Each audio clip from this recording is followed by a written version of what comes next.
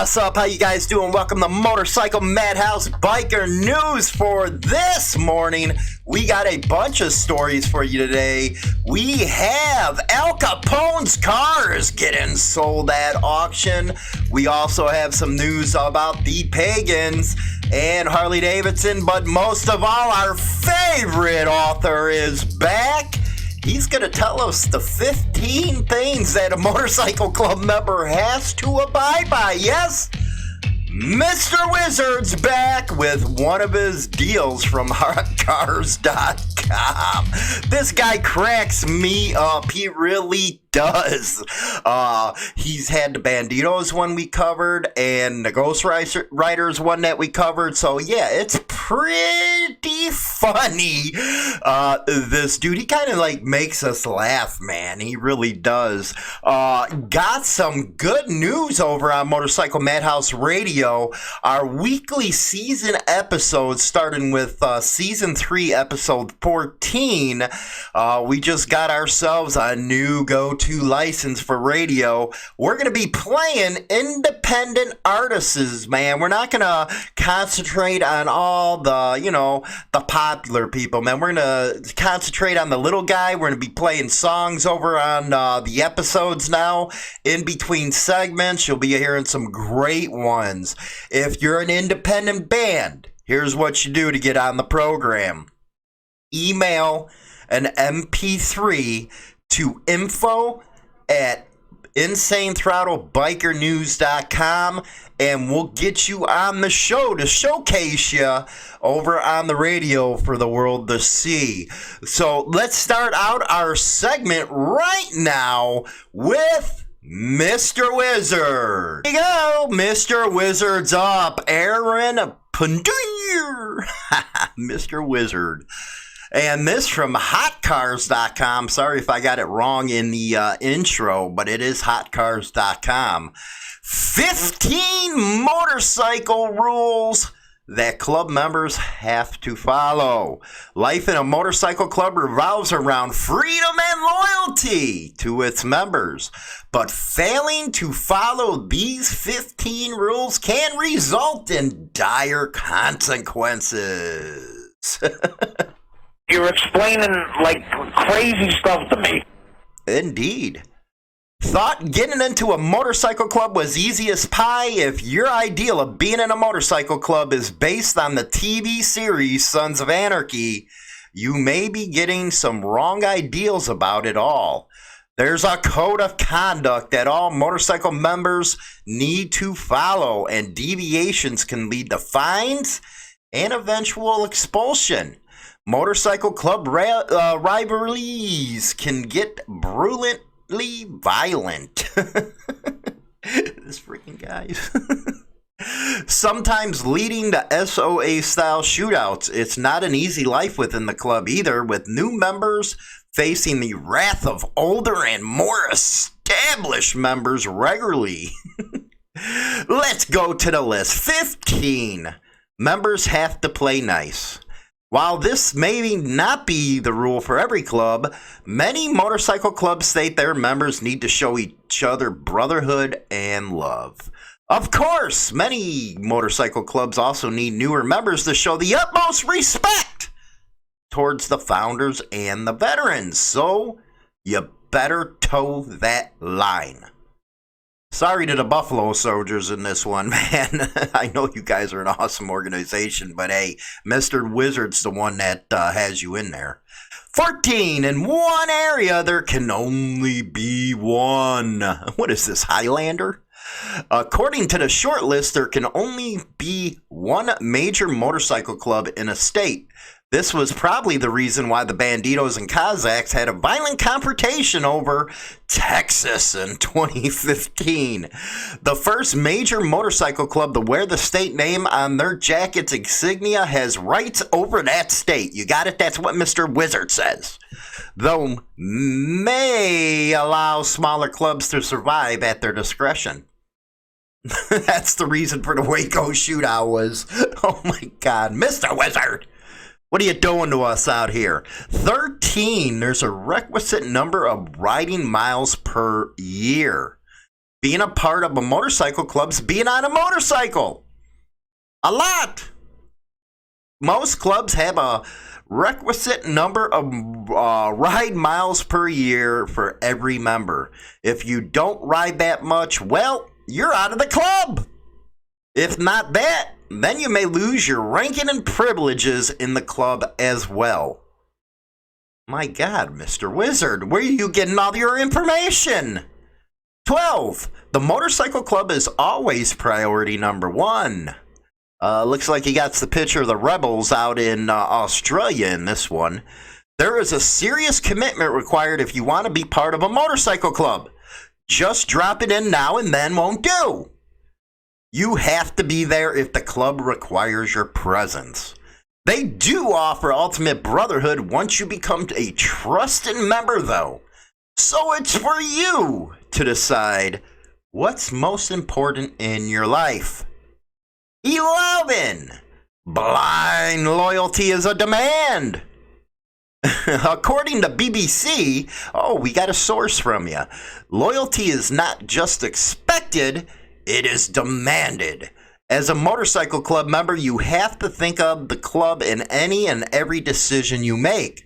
With cops and motorcycle clubs having a mutual distrust, being in a club puts you in a gray area where cops view you with prejudiced eyes.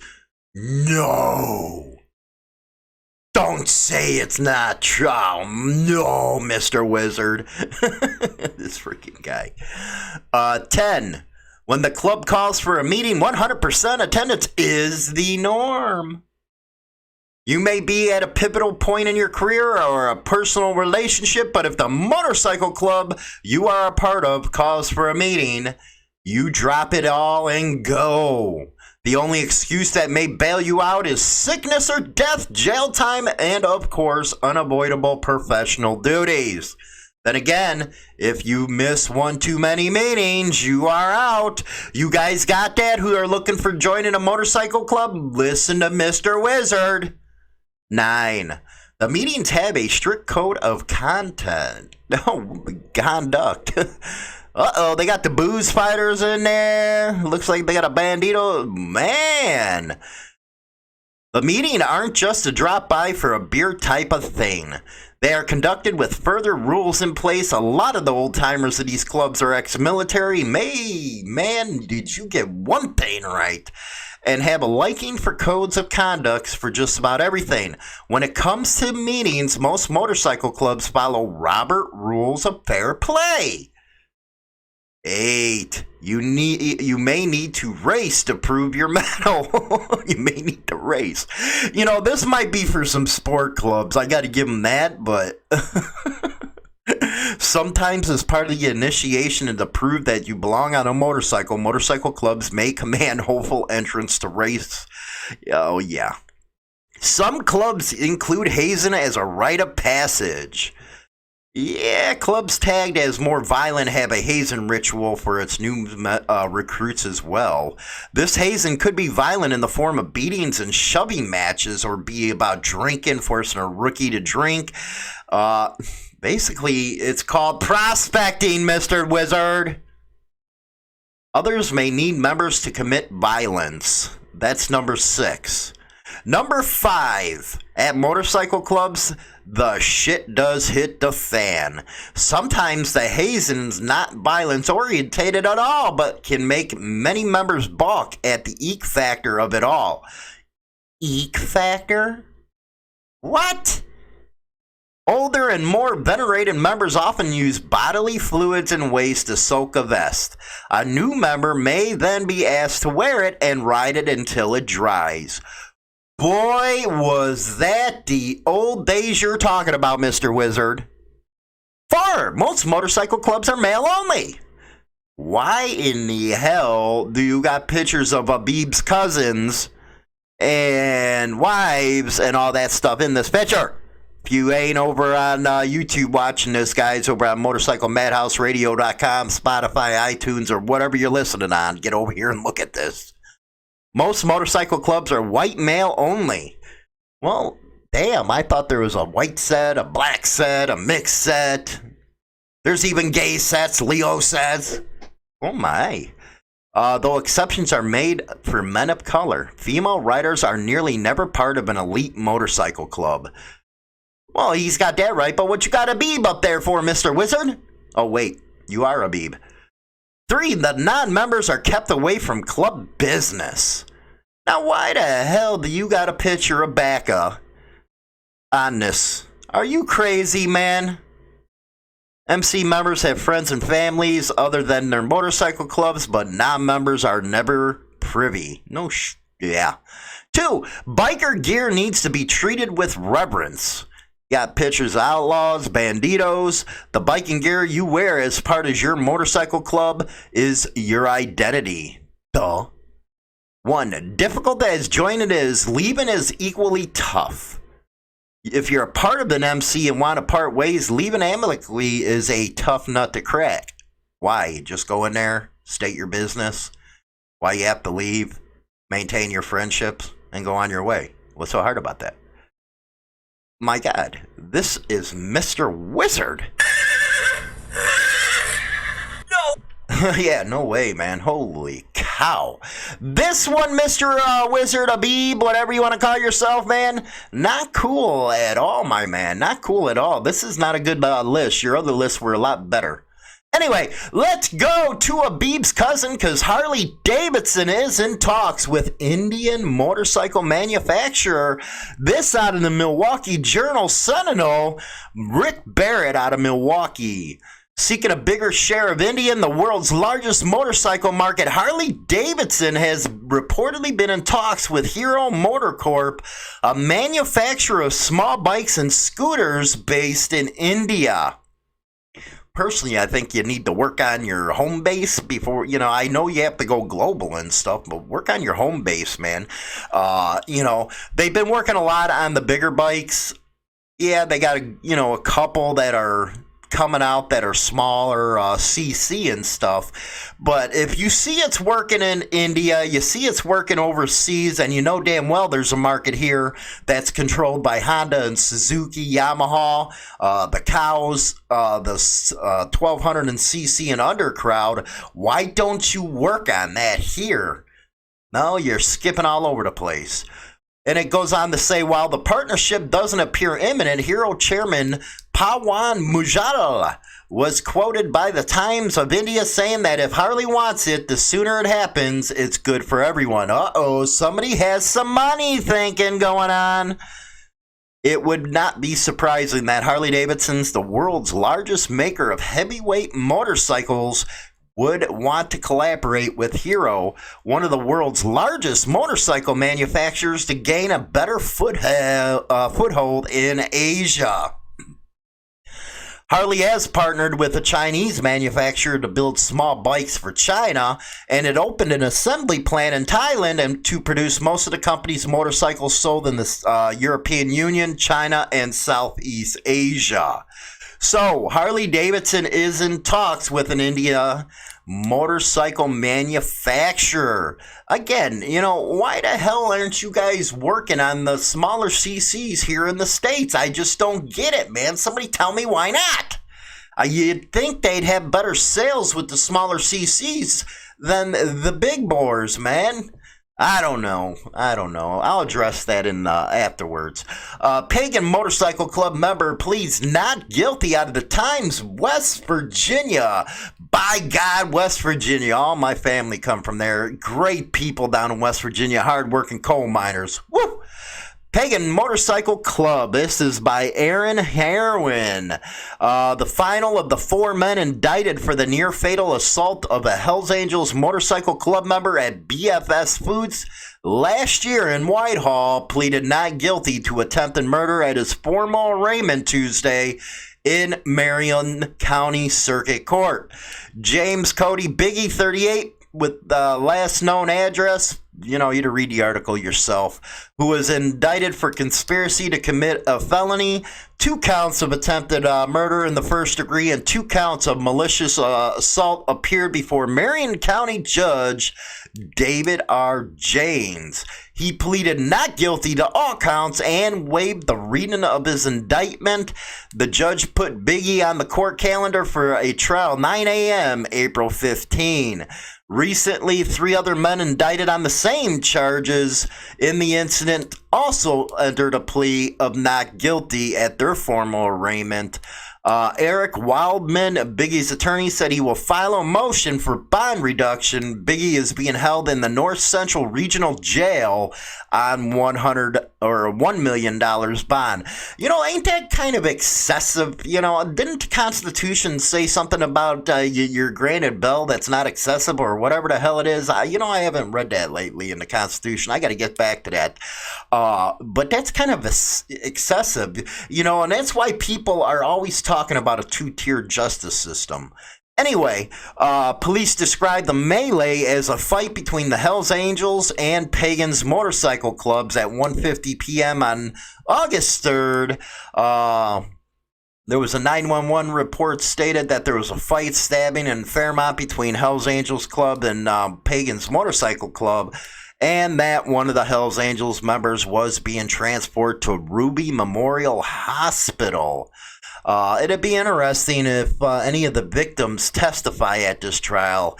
And, well, this is West Virginia, Pagans territory. I actually have been doing a couple segments about, you know, why motorcycle clubs might be warring the whole 9 yards. And there's there's always a common denominator in that. So check out those episodes. But let's go to something close to, you know, Chicago's heart. Chicago's own Al Capone's bulletproof 1928 Cadillac sedan. For $1 million, you can have it. By CBSNews.com, Natasha Larnard. Let's see here. Let's play a little bit. You're not going to be able to see it if you're over on Motorcycle Madhouse, but it is a green one. And boy, is she slick. Slick, slick, slick. So yeah, for $1 million, you can own that. It's being sold by Celebrity Cars. The company selling the vehicle says the infamous gangster car is among the earliest surviving bulletproof vehicles, fitted with glass almost an inch thick and lined with nearly 3,000 pounds of armor plating. It was a 4-speed manual trans and logged about 1,100 miles, which, you know, back in the day, in that time, there wasn't that many roads out here. Anywhere going out west, say to St. Charles, well, yeah, there was North Avenue, but yeah, it wasn't the roads that we know nowadays, so that's a lot of miles. Capone apparently purchased the Cadillac from Emil Denemark, a relative by marriage who owned a dealership in Chicago. According to Celebrity Cars, it has a rear window rig to drop quickly, allowing occupants to fire upon would-be pursuers. I love it. Chicago, man. And you know what's funny? You talk to people outside of the state of Illinois, and it's Illinois, not Illinois, okay? Whatever. Anyway, or anybody other, you know, over in a different country, it's always Al Capone that, you know, comes up with Chicago. Let's see here. The modified windows are also designed so the glass can be raised an extra inch or so, revealing a circular cutout large enough to accommodate a muzzle of a machine gun. Celebrity Car says the Cadillac's history has been documented since '32 and can be tracked through references in old papers, IRS records, and accounts provided by its most recent owners. The car was initially armored in a body shop owned by Ernest Capstrin. His son Richard told Celebrity Cars. Anyway, boy, is she a beauty, man. Oh, they have that. Al Capone had style, didn't he? Had style. We're going to go to another one here. Killed in December. Police named a suspect a week after. There is a reward on this. For him. News 5's Nicolette Schleisman is live at Mobile Police Headquarters with what the family is saying. Yeah, Amber, Tremayne Doolittle was shot on December 15th, and he died 3 days later. And This now was a his real twin brother popular says guy. He and his family are frustrated, waiting for answers, and they're taking action. Me personally, yeah, I want that closure. But that was my twin brother. It's been a long few months for Tremayne Doolittle and his family. We looking for justice. And it's been 2 months and it's still no word, so. After his twin brother, Tremayne Doolittle, was gunned down on McLaughlin Drive. Mobile police say on December 15th, they were called to the area around 9 at night for a report of a shooting. When police arrived, they found 44-year-old Tremayne on the ground with a gunshot wound. And this one's coming out of WKRG, Biker Dad. He's been following this one. Actually, it's by Nicolette. But he's been following this case for some time now, and the family is putting up a $2,000 reward for an arrest and conviction of the person responsible. And Pritchard's Boxing Academy announced in December they were offering a $500 reward. Justice for Tremayne, that's what it's about. CEO of Pritchard's Boxing Academy. Doolittle says he just wants closure for his brother's death, and I can't imagine what they are going through with that. So, information for annual rewards being offered in this case. Okay, that is your news for this segment of Motorcycle Madhouse Radio. What do you guys? You know what? Harley-Davidson never ceases to amaze me. You know, I know they have to do global sales and stuff, but wouldn't you want to concentrate on your core business here in the United States, especially when you see it suffering with the sales that it is? The fourth quarter numbers was just insane to drop. Indian went up, Harley-Davidson's been going down. So don't you think you need to start designing and getting out to the street some lower CC models? Because that's what's selling here, man. Your $30,000 bikes are not selling. Get a really nice bike, and I'm not talking about Sporties, because Sporties are great bikes. I love them. I had millions of them.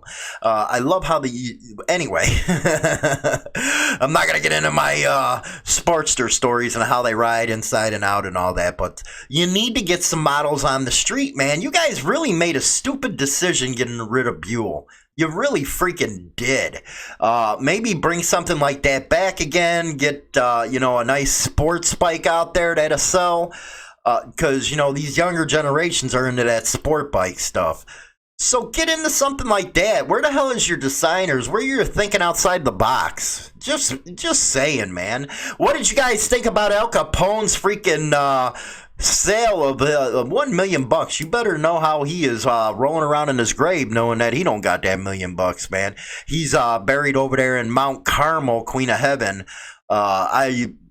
I lived in the area, so I got to see the grave and stuff. It's funny, when you go into the cemetery, you got popes, or you're not popes, my fault. You got the cardinals and all that stuff from the city of Chicago on top of this hill, and around them is all gangsters like Dino Banyan and the rest of them. It's some funny stuff. It really is. Only in Chicago, let me tell you. Only in Chicago. But we got that pagan news. And what did you think about the 15 things that motorcycle club members have to do? Do you think, we need to contact Mr. Wizard and get him up to date on things, instead of just reading magazines and stuff? I think so. That's just my point of view. That's the third one that we've done, I think, so far. And I believe there's other ones, because it must be a popular thing, because he keeps on putting this stuff out. Anyway, don't forget, every Tuesday we have the seasonal episodes of Motorcycle Madhouse out on Spotify, iTunes, and the rest of them. You also can get get your biker news out there. Take us with you. If you're an independent band, get them MP3s into Insane Throttle or info at Insane Throttle at bikernews.com, and I'll go through them. And the last time we did it, we had a lot of submissions, so give me some time to go through it, and I appreciate it. With that, stay cool and go get you some pink tacos, baby. All persons or persons in this newscast are innocent until proven guilty in a court of law. Don't forget to subscribe to our YouTube channel and our other social media platforms.